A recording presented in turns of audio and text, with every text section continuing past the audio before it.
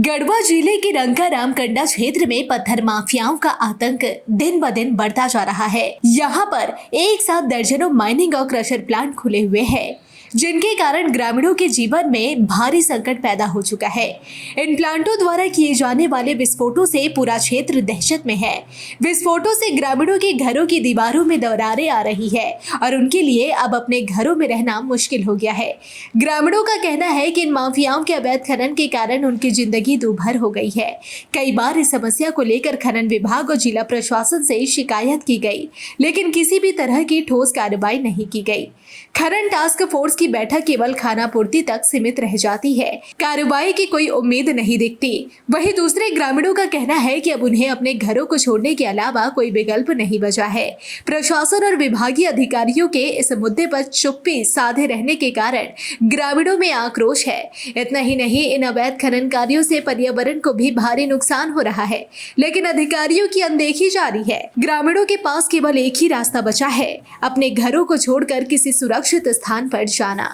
ये होल लागत बा पखल में। हाँ पखले के डरे न बैठल ही। हाँ तो यहाँ तक पथला जाता है। हाँ हाँ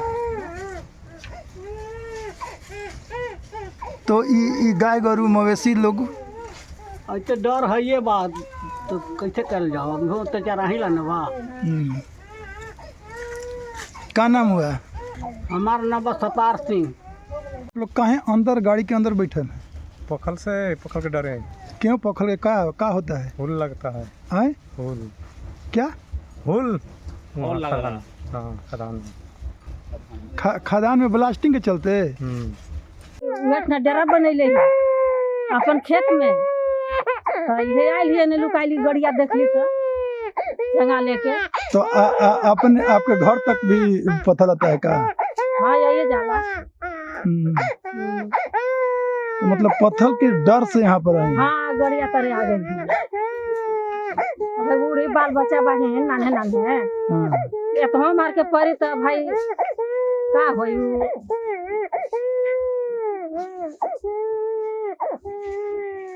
अभी ब्लास्ट हुआ है का? हो गया ब्लास्ट, इसीलिए बचा रो रहा है। हाँ।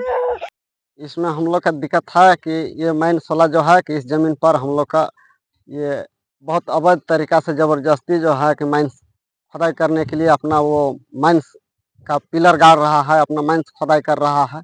इसलिए हम लोग का कहना है कि इस ज़मीन पर माइंस का खुदाई नहीं होना चाहिए, इसलिए कि इस ज़मीन पर मेरा घर है, ये घर भी हम बेघर हो जाएंगे और प्लस में हम लोग जितना भी व्यक्ति हैं सभी हम लोग इस ज़मीन से ही ये पालन पोषण करते हैं। हम लोग का इस ज़मीन को खुदाई हो जाने से हम लोग भूखा तो मरिए जाएंगे, प्लस में हम लोग और भी बेरोजगार हो जाएंगे। ऐसे भी हम लोग सब कोई बेरोजगार हैं।